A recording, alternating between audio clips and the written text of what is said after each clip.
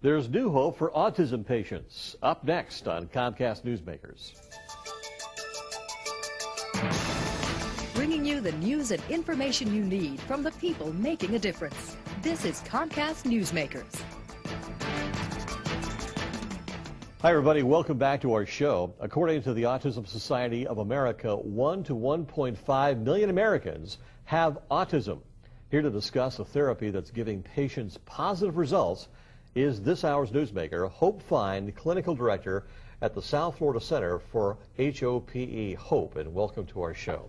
It's good to have you here. Nice to be here. Now, this is a brand new type of approach towards autism, and it involves hyperbaric oxygenation. Correct. Tell us what that's all about. Hyperbaric oxygen therapy is 100% oxygen under pressure. The child goes into a cylindrical chamber, and while they're in there, they're watching television, they're playing. They absolutely love it. We call it the rocket. And they come running in, and usually the first treatment, the parent is very apprehensive. I don't think my child's going to go in there.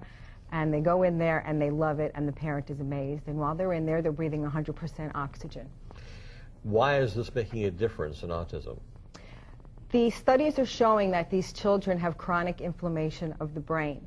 So oxygen is not getting to areas of the brain that control the socialization, the behavior, the communication. So while they're under the 100% oxygen and they're in the pressure, in the chamber, the oxygen is getting to those areas.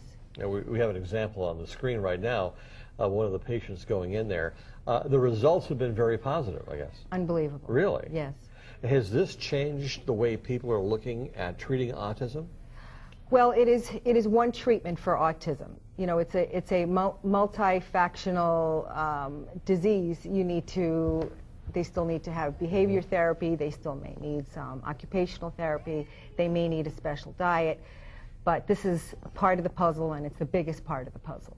This makes everything come together. What happens to the brain that really benefits them when they go into this oxygenation chamber? Well, the oxygen decreases the inflammation, so that it allows the blood flow to get to those depressed areas.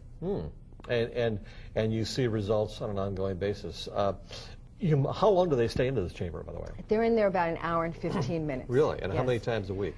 5 days a week. 5 days a week? Yes. Okay. Yes. So is this something they have to do on an ongoing basis for the rest of their lives? Well, the standard protocol is 40 treatments. So they usually come for 40 treatments, Monday through Friday, and then they'll come back a couple times a year for a couple of boosters. But it stays. It stays? It stays, yeah. I suppose this has really kind of radically changed people's ideas on how to treat autism in the future. Well, I would hope so. Unfortunately, most insurance companies don't cover it at this point. Why not? Some of them do, and we are trying our best, and we've been pretty successful in getting insurance to pay for it. But their excuse is that there haven't been enough studies to support the evidence, even though there have been over 30,000 studies. And you've seen marked improvements. I've seen marked improvements, and I do very little as far as advertising. And when I have a parent call me, I tell them, don't talk to me, just sit in my lobby and talk to the other parents, and they are my best advertising. Physiologically, you've seen changes. Behaviorally, you've seen changes. What behavior does the child display after these treatments? Well, most of these children have no eye contact. They will start to have eye contact. Many of them come to me, they don't speak. They'll start to speak. We had one little boy who came who didn't speak a word, and after his series of treatments, he started to speak. He came back 6 months later. He doesn't shut up now. I mean, he just spouts. So you see life-changing... Life changes. These children, most of them, they don't like to be touched. They're not emotional. They're not affectionate. They become affectionate. You can take them into church, into an environment. They're not afraid. They'll sit quietly. Their teachers see a dramatic difference with them as well. It's kind of almost the silver bullet, I guess, everybody was looking for.